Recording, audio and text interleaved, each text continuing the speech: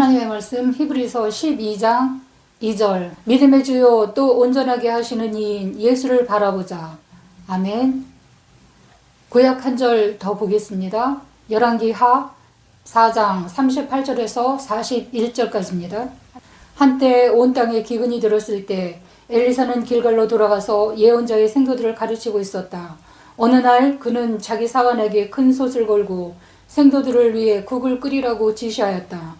그때 생도 중 한 사람이 국거리를 캐려고 들에 나갔다가 야생 덩굴에서 들에를 따가지고 돌아와 국솥에 썰어 넣었으나 거기에 독소가 들어있는 것을 아무도 알지 못하였다. 그러나 예언자의 생도들이 국을 퍼다 먹다가 엘리사에게 국에 독이 들었습니다 하고 외쳤다.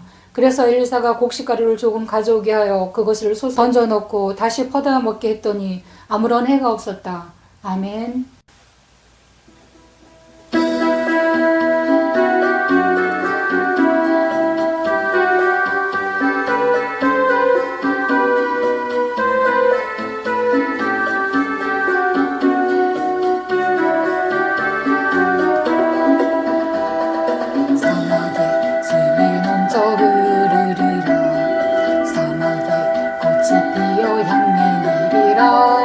주님이 다스릴 그 나라가 되면 사막이 굳든 산들이 사자들이 어린 양과 뛰놀고 어린이들 함께 뒹구는 잠사랑과 기쁨의 그 나라가 이제 속히 오리라.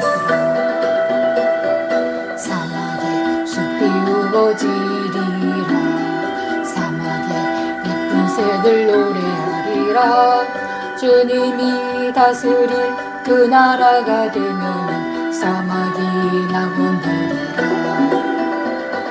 독사굴에 어린이가 손 넣고 장난쳐도 물지 않는 잠사랑과 기쁨의 그 나라가 이제 속히 오리라.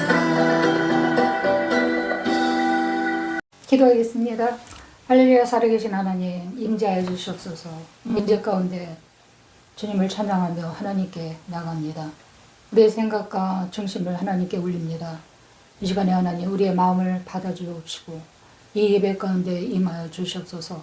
성령으로 임하시고 또 성령의 감동하심으로 오늘 예배가 하나님께 드려지는 하나님께서 연락하시는 그런 임재의 예배 되게 인도하여 주시옵소서. 오늘도 주님 살아있는 말씀 되게 인도하여 주시옵소서. 예수님의 이름으로 기도드립니다. 아멘. 히브리서 말씀은 예수님을 바라보자 라는 말씀입니다. 보이는 것은 보이지 않은 것이 실상이라고 할 수 있습니다. 시기도문에서도 보면은 하늘에서와 같이 땅에서도 이루어지이다 라고 하죠. 지금 우리 이 땅 가운데서 나타나는 모든 현상들은 하늘에서 실상이 땅 가운데 나타나는 것이라고 할 수 있습니다. 하나님께서 허락지 아니하시면 전쟁도 일어나지 않습니다. 그리고 우리에게 어려운 일도 일어나지 않습니다. 모든 것이 하나님의 허락 가운데서 이 땅 가운데 나타나는 것이라고 할 수 있습니다. 눈에 보이는 것만 다는 아닙니다. 한 발 한 발 우리는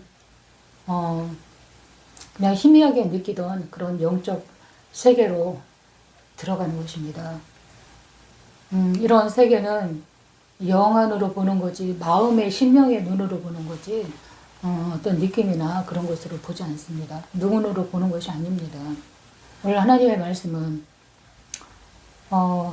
예수님을 바라보자 라고 히브리서 말씀을 읽었는데 뜬금없이 웬 엘리사라고 의문을 가지실 수 있습니다. 열왕기하는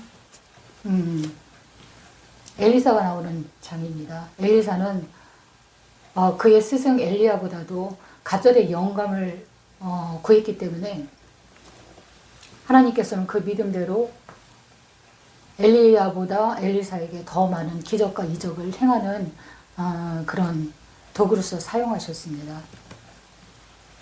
엘리사랑 예수님과 어떤 관계성이 있을까요? 구약에 있는 모든 사건들은 다 예수님을 미리 보여주시는 그런 예고라고 할 수가 있습니다. 이 엘리사도 또한 예수님의 예표입니다. 예수님을 설명하기 위해서 먼저 이런 사건들을 통해서 알려주신 것입니다. 이런 것을 예표라고 합니다.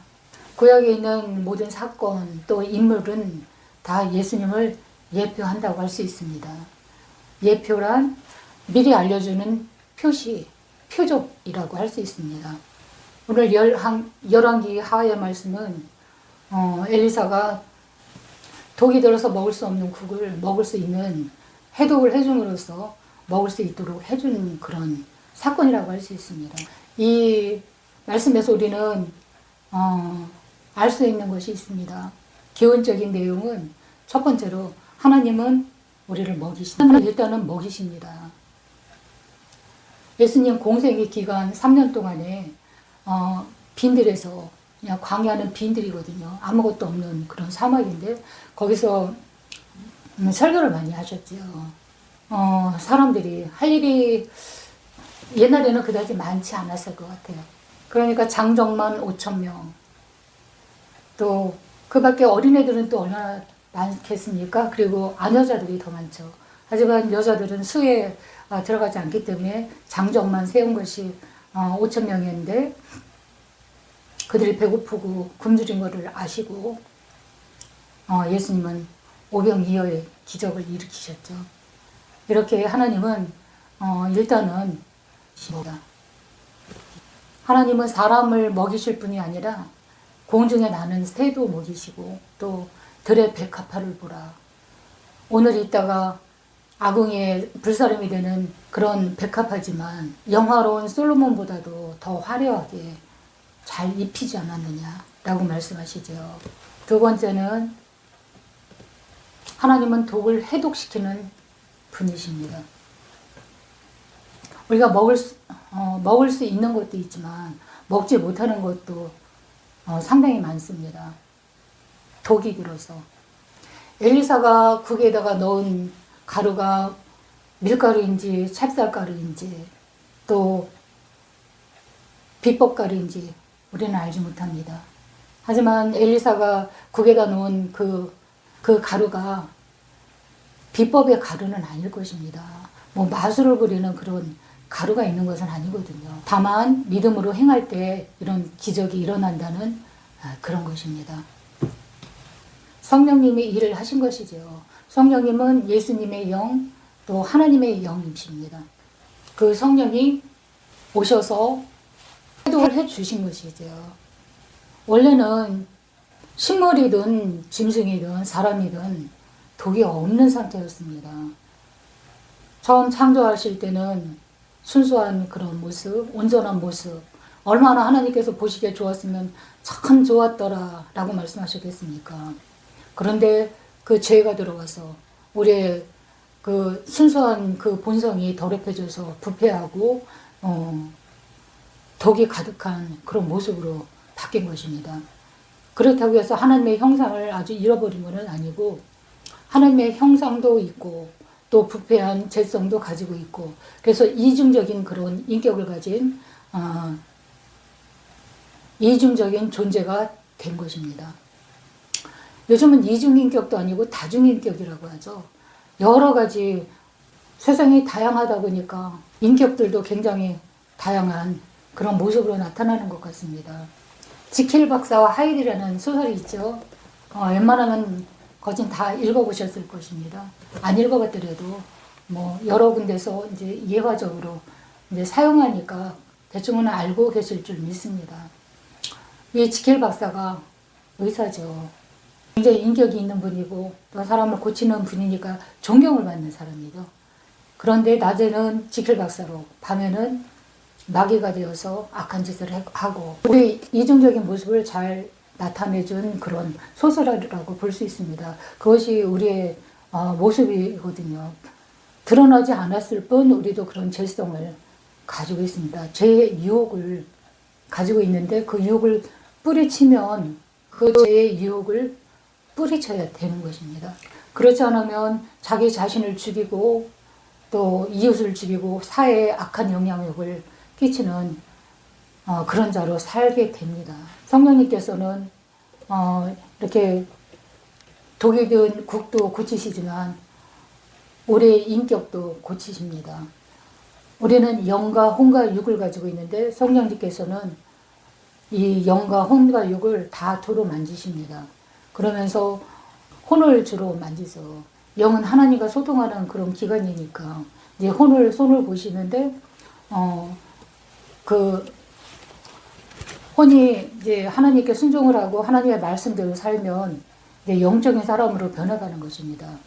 그런데 그 눈에 보이는 육적인 거 먹고 마시고 그런 것에 눈이 돌려지면 육적인 사람으로 되는 것입니다. 그래서 우리가 기도를 하고 또 영으로 기도를 하는 것은 이 혼을 고치기 위한 그런 것이라고 할 수가 있겠습니다. 우리 마음 가운데는 여러 가지 독한 것들이 있죠. 그 중에서도 제일 강한 것이 분노인 것 같아요. 우리나라 사람들은 특히 한의 민족이라고 하죠. 한이 많은 사람들이죠. 남자, 여자, 남녀노소 다. 아이들까지도 그 죄성을 타고들었기 때문에 애들도 순한 아이는 하나도 없더라고요. 왜 그리 조급한지 이게 민족성인 것 같습니다. 여기저기서 많이 침략을 당하다 보니까 빨리빨리 해야 되고 마음에 평안이 없고 조급한 그런 기질로 성향으로 굳어지는 것 같습니다. 잠언 말씀 16절 32절에 보면 노하기를 더디하는 자는 용사보다 낫고 자기의 마음을 다스리는 자는 성을 빼앗는 것보다 나으니라 라고 합니다. 자기의 마음을 다스린다는 것이 그렇게 어렵다는 것이지요. 왜? 내가 순수한 본성을 잃었기 때문에 그렇습니다. 나를 주장하는 것이 실은 나가 아니라 부패한 죄성. 이 죄성을 처리하지 않고는 우리는 그 모난 인격, 부패한 죄성으로 인해서 지킬과 하이디 같은 그런 모습으로 사는 것입니다. 드러나지 않을 뿐. 열어보면 다 거기거든요. 그런 실상을 가진 우리의 모습인데 하나님은 그 사람을 부르셔서 회복하시고 건강한 사람으로 만들어 주십니다. 내 마음을 열어서 보이기만 하면 고치십니다. 그런데 마귀도 합법적으로 들어옵니다. 우리의 마음 가운데. 법을 잘 지키거든요. 루트가 있습니다. 그거는 죄입니다.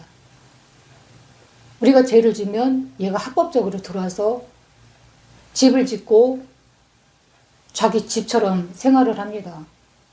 그런데 마귀는 선한 것을 주지 않거든요. 도둑질하고 죽이고 멸망시키려는 것이 그들의 목적입니다. 우리 성령님은 어떻게 들어오시는가? 루트가 다릅니다. 인격적이십니다. 바깥에서 문을 똑똑 두둥기십니다. 그럴 때 우리가 마음을 활짝 열고 성령님 오시옵소서 임재하여 주세요. 이렇게 하면 그때야 예수님께서는 점잖게 들어오십니다. 그리고 우리와 친밀한 그런 관계를 맺으십니다. 그리고 영과 혼과 육을 만지셔서 악한 생각들을 뽑아내시고 건강한 사람으로 만들어주시는 것입니다. 우리 속에는 엄청난 독소가 헤아릴 수 없이 많습니다. 독이 들어있는 것입니다. 참 보이지 않는 것이 살기에 더 좋을 수도 있습니다. 그것이 은혜일 수도 있지만 가끔 이게 너무 한계치를 넘으면 바깥으로 튀어나오니까 그게 문제죠. 그래서 제거를 시켜야 됩니다. 우리가 분노하고 또 그런 미운 마음이 해결되지 않으면 이게 살인을 부르거든요. 우리 속에 얼마나 많은 칼이 꽂혀져 있는지 아신다면 너무나 깜짝 놀랄걸요. 칼이 꽂혀있는 부분이 여기 급소 부분입니다. 칼이 안을 향해서 꽂힌 칼도 있고 바깥으로 향한 칼도 있습니다. 안으로 향한 칼은 나를 죽이는 자살의 영입니다. 그리고 바깥으로 나가는 것은 타인을 해치는 살인의 영입니다. 죽음의 의미입니다. 그것이. 좀 부끄러운 얘기지만 이제 저는 다 정리가 됐다고 말씀드릴 수는 없지만 어느 정도 마음을 다스릴 수 있는 그런 위치까지 올라갔다고 말씀드릴 수 있거든요. 제가 대전에 살 때 충청은행 2층에서 어린이집을 할 때 죽음의 영이 계속 저한테 속삭였거든요.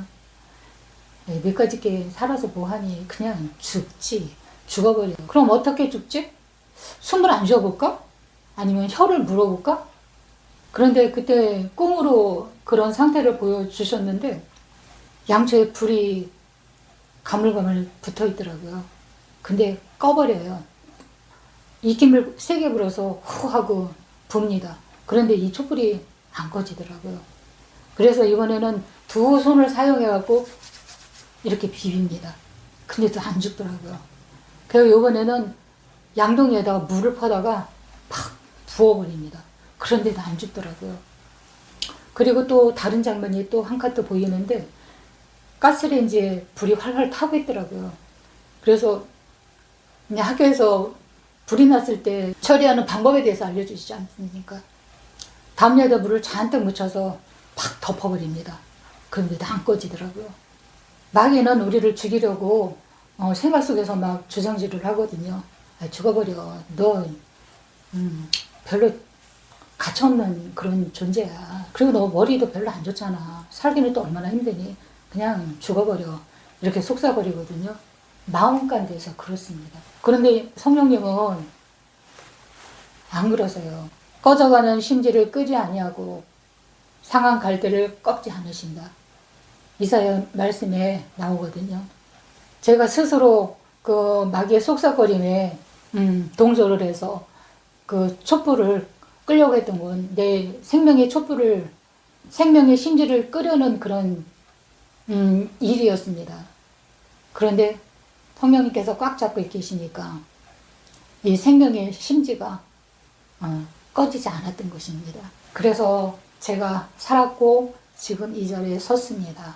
우리의 몸은 죽일 수 있지만 생명은 주님의 것입니다. 하나님께서 허락지 아니하시면 하나짜리에 팔리는 두 마리의 참새도 땅에 절대로 떨어지는 일이 없다고 하십니다. 이런 풀지 못하는 분한 마음, 원통함, 한이 서린 그런 마음, 우울함, 또 분리시키는 거, 또 가난한 거, 또 공황장애, 통풍, 질병, 또 장애, 이 모든 것들이 저주로 인한 것입니다. 죄는 사람이 저질렀는데 저주는 사람만 받는 게 아니라 피조물도 함께 신음한다, 탄식한다 라고 로마서에 나옵니다.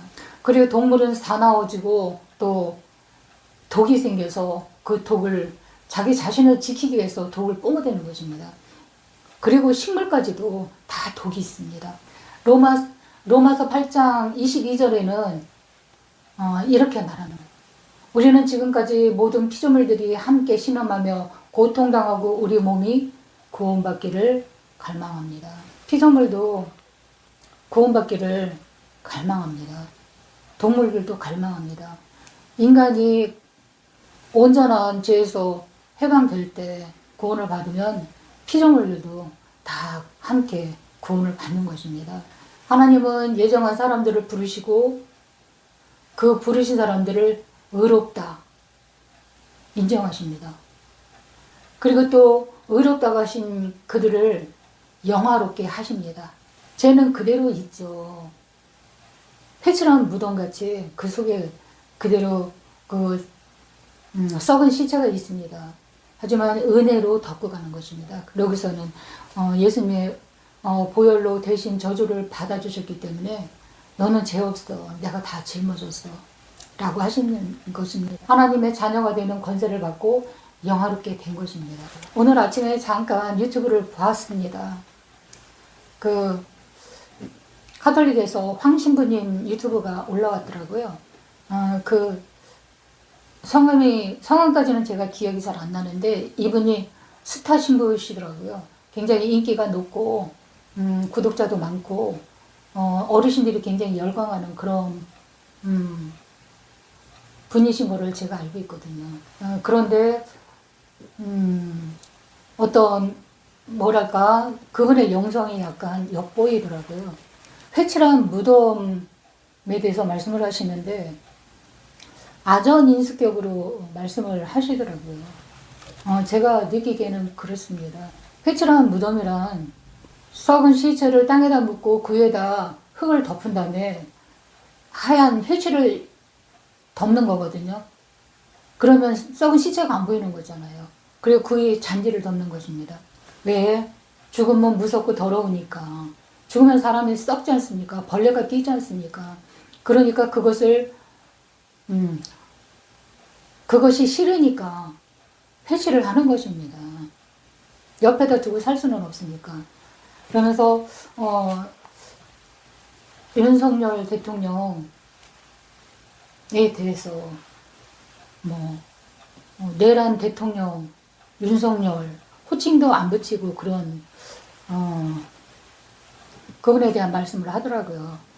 조금 불편하더라고요. 그러면서 부정부패가 있었다고 칩시다. 그러더라도 그걸 계속 물고 늘어지면 나라 꼴이 어떻게 되느냐고. 나라는 굴러가야 되지 않느냐고. 그래서 음모론자 라는 식으로 이렇게 말씀을 하시면서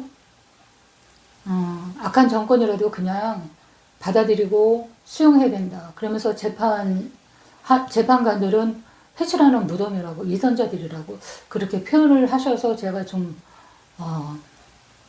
이번에 그 영성이라든가 그분의 칼라가 좀 보여지더라고요. 회칠한 무덤이란 제가 성경에 있는 회칠한 무덤이라는 것은 저는 이렇게 이해를 하거든요. 회칠한 무덤에 대해서 하나님께서는 예수님께서 뭐라고 말씀하셨냐. 위선자들을 향해서 책망을 하신 말씀이거든요. 네 속은 썩었으면서 겉에만 없는 척하고 가리면 그게 되겠느냐 옳겠느냐 그 말씀이시거든요. 그러니까 무덤 가운데 있는 벌레 그 썩은 거 그것을 없애야 된다는 그 말씀이시거든요. 그러니까 제가 이해하기에는 이런 썩은 부분 부정부패해서 이건 그냥 덮고 넘어갈 부분이 아니라 제약되고 썩은 것은 도려내는 것이 맞죠. 그러면서 위선의 탈을 저는 깨야 된다고 보거든요. 크리스찬은 빛입니다. 어둠 가운데 빛으로 나가야 되는 것입니다. 어두운 부분에는 하나님의 빛을 성령의 빛을 비춰서 그 더러운 부분 썩은 부분 벌레 이것들을 다 빼내고 깨끗하게 하는 그런 일을 하라는 것이 하나님께서 우리에게 주신 임무가 아닐까 그렇게 생각하거든요. 아침에 새벽에 잠깐 또 하나님께서 보여주신 장면이 있는데 제 도시락이 보이더라고요. 벤또 깨끗이 씻은 도시락 속에 뽀송뽀송하게 깨끗하게 빤 걸레가 2개가 탁 들어가 있더라고요. 그래서 도시락에 웬 걸레 그랬거든요. 그래서 하나님께서는 이걸 뭘 깨달으라고 그렇게 말씀하신 것일까 생각을 했더니 하나님께서 우리를 먹이시고 입히시잖아요. 도시락은 밥통이잖아요. 그 밥통에 걸레가 2장 들어있는 것은 밥값하라는 그런 의미가 아닐까 저는 이렇습니다. 더러운 부분을 걸레로 닦아야 되는 거잖아요. 깨끗하게 청소하는 거. 어찌 보면 크리스천은 청소하는 사람? 정화시키는 일이니까 독을 해독하는 것은 정화시키는 그런 거잖아요. 마실 수 있는 물로 변화시키는 것이 해독이잖아요. 그래서 나의 황 신부님 유튜브를 보고 또 이 도시락에 들은 걸레 2장 이게 어떤 상관관계가 있을까 생각을 했더니 그런 결론이 나더라고요. 걸레같이 더러운 부분에 더러운 곳을 깨끗하게 소재를 해라. 오늘 본문 말씀하고도 연결이 되죠. 먹을 수 없는 독을 믿음으로 가루를 뿌려서 정화를 시켜라. 그것이 저와 여러분들의 그런 사명이 아닐까, 저는 그런 결론에 도달했습니다.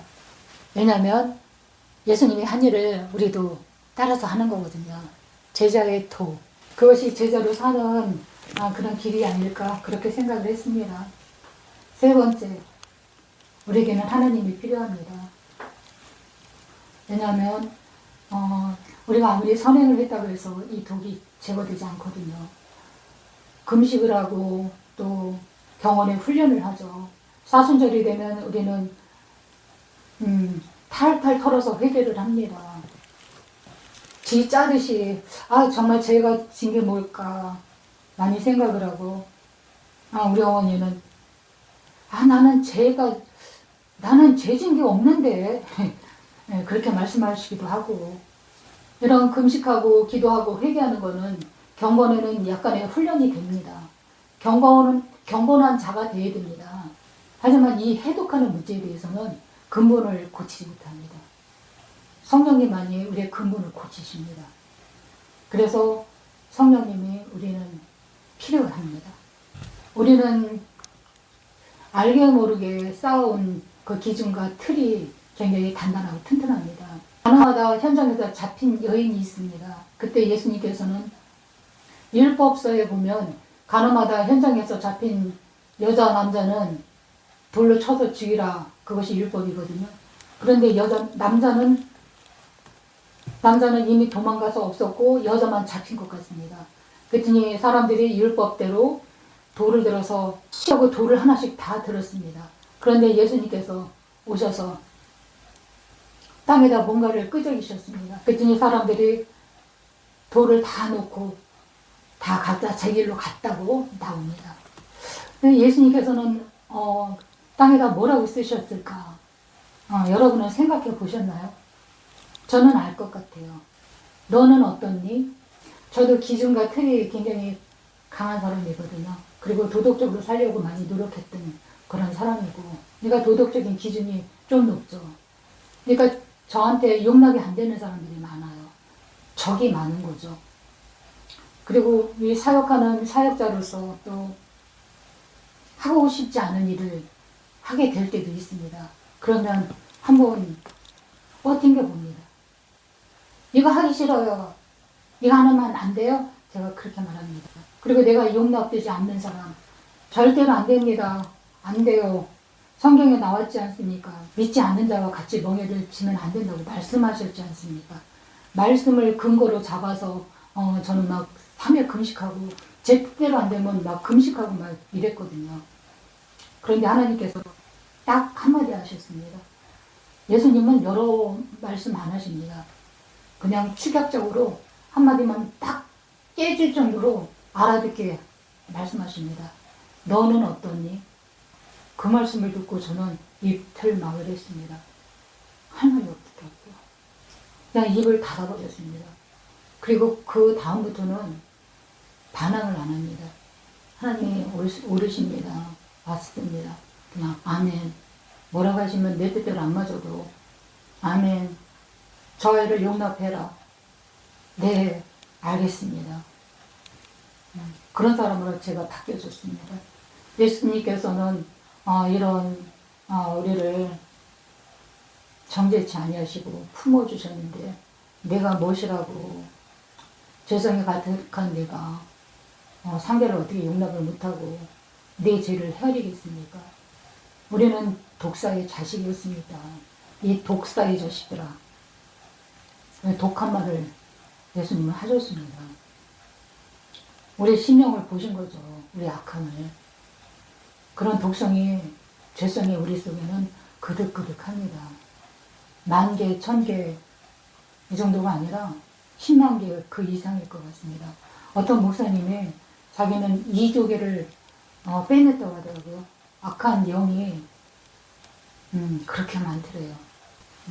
우리는 헤아릴 수 없죠. 여러분 적이 없으니까. 그래서 경건과 때로는 이 육이 죽어지지 않을 때는 3일간 금식도 해보고, 또 경건의 훈련, 기도와 회개 이런 것을 끊임없이 해야 되는 것입니다. 그렇지 않으면 이 독이 너무 성해서 또 임계점까지 올라가면 나타납니다. 안 좋은 일로. 우리는 천천히 바뀌어갑니다. He's changing me. 그가 나를 변화시키죠. 매일매일 조금씩. 그런 노래가 있습니다. He's changing me. 사랑의 주님 아니에요. 하나님께 내 뜻을 맞추면 우리에게 평강이 옵니다. 그리스도의 평강이 나를 다스리게 하라. 그래서 다스리려고 많이 노력하는데 조급함이 종종 나타납니다. 염려하지 말아라. 모든 염려를 내게 맡겨라. 이렇게 말씀하시면 감사함으로 얼른 맡겨야 되는데 네, 알겠습니다. 제 염려 모두 주님께 맡깁니다. 주님께서 잘 이끌어 가실 줄 믿습니다. 그는 기도를 합니다. 그러면서 돌아서면 다시 그 염려가 내 품 안에 그대로 안겨져 있더라고요. 그러니까 믿음이 100% 믿음이 되어야 되는데 순도가 약간 2% 떨어지는 그런 믿음이 저의 상태입니다. 하지만 여러분은 그리스도의 평강이 마음을 주장하게 하라. 라는 말씀으로 살아가시기를 축복합니다. 끝으로 이사야 말씀으로 마무리하겠습니다. 오늘 찬양으로 부른 곡이 이사야서 11장 17절 말씀입니다. 독이 제거된 나라 메시아 왕국입니다. 사자의 독이 빠져서 어린 양과 같이 뛰놀 수 있고 독사굴에 어린아이가 손을 집어넣어도 물지를 않습니다. 왜냐? 독이 빠졌기 때문에. 예수님 오시면 천년 왕국이 시작됩니다. 예수님 재림하시면 천년 왕국이 우리에게 옵니다. 그 이사야 말씀이 바로 그 메시아 왕국에 대한 그런 이야기였더라고요.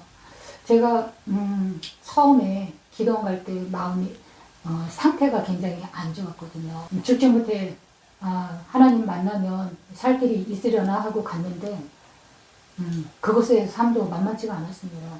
훈련이 엄청 세더라고요. 그리고 또 텃세라는 것이 있죠. 영적인 시기심도 그냥 세상 사람들의 시기 못지않게 굉장히 대단합니다. 그래서 산기도를 하면서 그랬죠. 하나님 만나면 내가 행복할 줄 알았습니다. 즐거울 줄 알았습니다. 그런데 하나도 즐겁지도 않고 기쁘지도 않습니다. 살 소망이 제게 없습니다. 그랬더니 하나님께서 이사야 말씀을 읽으라 그러시더라고요. 그래서 이사야 말씀을 읽었습니다. 아주 열심히 읽었습니다. 무슨 말씀을 하는지 모르겠더라고요. 이 흐름의 연결점을 못 찾았습니다. 그러니까 도대체 이게 무슨 말이야? 뭘 말하는 거야? 라고 했는데 메시아 왕국이었구나. 천년 왕국을 말하는 것이었구나. 제가 그걸 뒤늦게 깨달았습니다. 정강호 목사님 그 설교를 듣다가 이것이 메시아 왕국이었구나. 엉클어졌던 실타래가 풀어지는 그런 느낌을 받았습니다. 설교는 예수님만 자랑해야 되는데 영적인 그런 앞서가신 분들이 참 많더라고요. 멘토가 참 많더라고요. 당연히 저보다 다 훌륭하신 분이죠. 그 설교를 들으면서 제가 많이 깨달았습니다. 타칭, 자칭, 영계의 대가라고 말씀하시죠. 정강호 목사님이. 그런데 별로를 알았거든요. 좀 입이 너무 거칠어서 별로 안 좋아하고 좀 무시를 좀 했었어요. 그런데 아니더라고요. 영적인 거는 그런 어떤 외적으로 보이는 그런 거랑은 상관이 없는 거더라고요.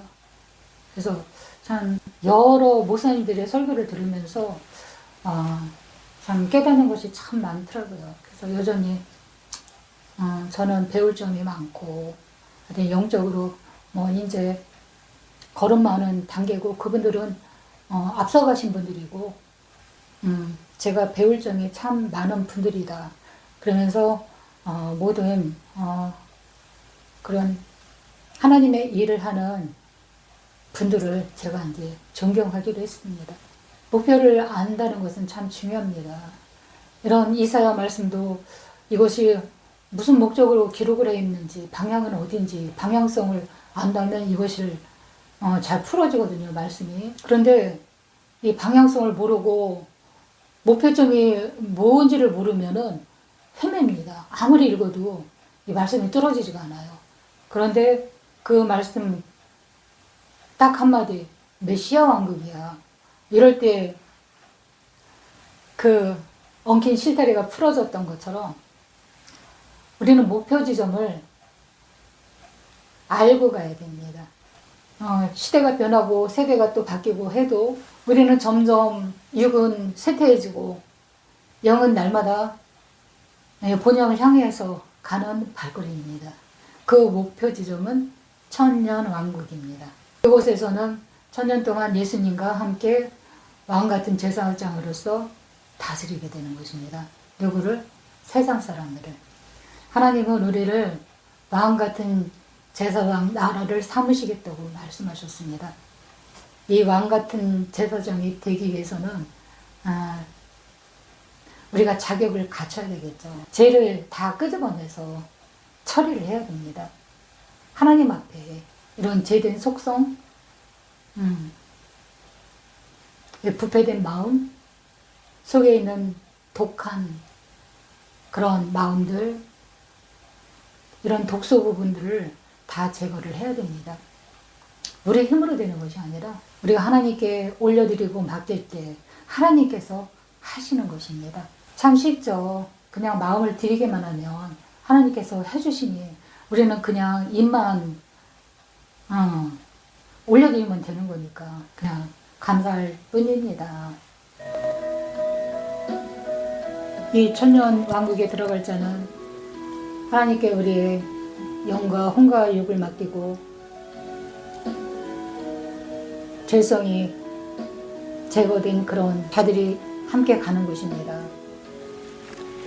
우리는 죄로 인해서 마음이 심히 부패해지고 독이 가득 쌓인 그런 자들입니다.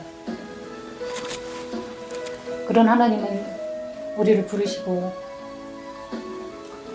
죄의 문제를 해결해 주셨습니다. 우리의 영과 혼과 육을 맡길 때 주님께서 해결해 주시는 것입니다. 잠시 기도하겠습니다. 하나님 감사합니다.